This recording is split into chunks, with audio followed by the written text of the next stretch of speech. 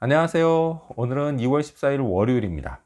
오늘은 요한복음 12장 44절에서부터 50절까지를 본문으로 큐티 가이드를 시작하겠습니다.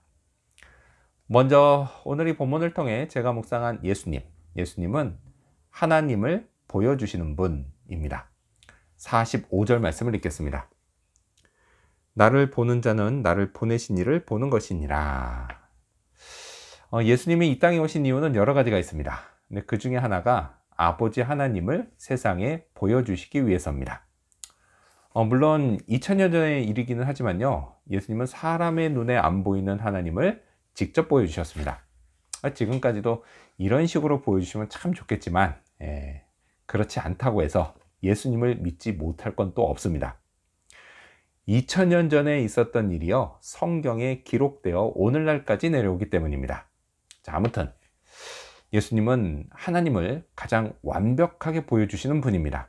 그 이유는요, 예수님과 하나님이 하나이시기 때문입니다. 그래서요, 기록된 예수님에 관한 것을 보면 하나님이 어떤 분인지를 알 수 있습니다. 하나님의 속성을 알 수 있습니다. 이뿐 아니라 하나님이 나를 어떤 마음으로 보시는지도 알 수 있습니다. 복음서에는요, 예수님이 사람들을 대하시는 모습들이 자주 나옵니다. 그래서 그걸 보면 슬픈 사람은 위로해 주시고 눈물을 또 닦아 주십니다. 또 굶주린 사람은요, 불쌍히 여기셔서 먹을 것을 주시기도 합니다.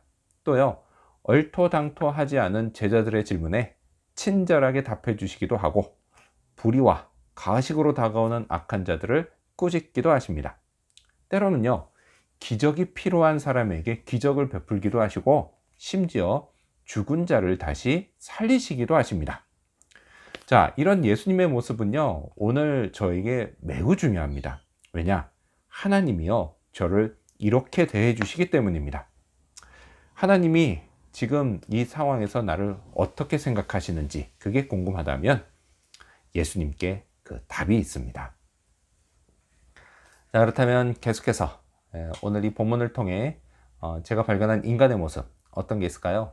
오늘은 예수님을 저버리고 심판받는 모습을 볼 수 있습니다. 50절 말씀을 읽겠습니다. 나는 그의 명령이 영생인 줄 아노라. 그러므로 내가 이르는 것은 내 아버지께서 내게 말씀하신 그대로니라 하시니라. 예수님은 이 땅에 오실 때요, 아버지 하나님께 명령을 받고 오셨습니다. 그 명령은 바로 영생입니다. 그래서요, 예수님은 당신을 구주로 믿는 자가 죄를 용서받고 구원받아 영생을 얻게 하십니다. 자, 이런 면에서요, 기독교 신앙은 사실 정말 쉬운 겁니다. 다른 것에 연연할 필요 없이 예수님을 믿으면 됩니다. 나의 구원자로 믿고 내 마음에 모셔드리면 됩니다. 그리고요, 나의 주인으로 고백하면서 그분 말씀을 따라 살면 됩니다. 하지만요, 이렇게 영생을 주시려는 예수님을 믿지 않고 끝내 저버리는 사람들이 있습니다. 그러면 그들의 결말은요, 심판입니다. 48절 말씀을 읽겠습니다. 나를 저버리고 내 말을 받지 아니하는 자를 심판할 리가 있으니 곧 내가 한 그 말이 마지막 날에 그를 심판하리라. 예수님을 저버리는 건요, 곧 예수님을 보내신 하나님을 저버리는 겁니다. 또 예수님의 말씀을 믿지 않는 것도 곧 하나님의 말씀을 믿지 않는 것입니다. 그런 사람은요, 심판을 받을 수밖에 없습니다. 구원을 약속하신 하나님이 심판도 약속하셨기 때문입니다. 예수님은요, 심판이 마지막 날에 올 거다, 있을 거다라고 말씀하십니다. 자, 그래서 어떤 사람은요, 그 심판이 있을지 없을지는 마지막 날에 가봐야 알 수 있지 않느냐라고 하면서 이걸 핑계로 또 예수님을 믿지 않습니다. 하지만요, 그건 쓸데없는 시간 낭비일 뿐입니다. 이유야 어쨌든 안 믿으면 결국 심판을 받습니다. 주님이 말씀하시는 이 마지막 날의 심판은요, 집행에 관한 것일 뿐이죠, 심판의 선고는 이미 이루어졌습니다. 선고된 거요, 반드시 이루어집니다.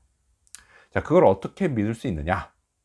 구원과 심판에 관한 말씀은요, 예수님의 죽으심과 부활하심을 통해서 그게 진리라는 것이 증명됐습니다. 그럼 끝으로 오늘 이 본문을 통해 나에게 주신 교훈이 뭘까요?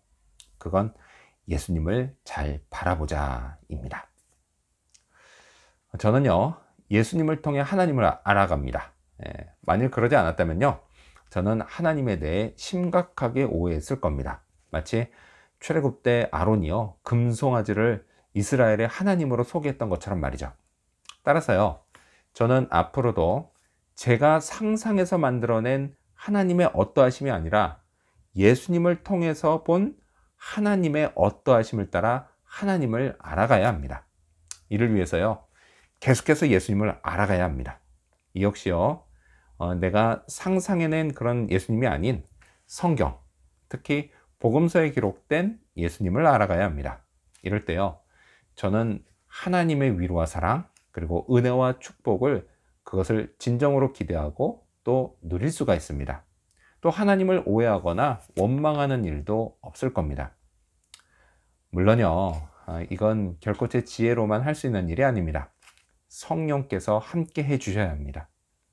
성경을 읽고 묵상할 때 성령이 깨닫게 해 주셔야 합니다. 말씀을 통해서 제가 예수님을 만날 수 있게 해 주셔야 합니다. 은혜를 느끼게 해 주셔야 합니다. 그리고 이와 더불어서 저는 기도해야 합니다. 그렇게 하나님을 경험해야 합니다.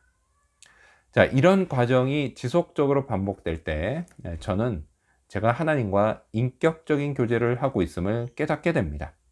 마음이 안심이 되고 영혼이 평안해집니다. 이를 위해서요, 다시 한번 무엇보다도 예수님을 잘 바라봐야겠습니다. 이를 통해서요, 오늘도 예수님과의 관계를 조금 더 깊이 있게 만들어가는 그런 하루가 되기를 소망합니다. 기도하겠습니다. 하나님을 보여주시는 예수님, 성경에 기록된 예수님을 잘 살펴보면서 하나님을 알아가게 하여 주시옵소서. 하나님과의 인격적인 관계, 그것을 더욱 깊이 있게 만들어갈 수 있도록 오늘도 예수님을 잘 바라보는 그런 하루가 되도록 도와주시옵소서. 감사드리며 예수님의 이름으로 기도합니다. 아멘.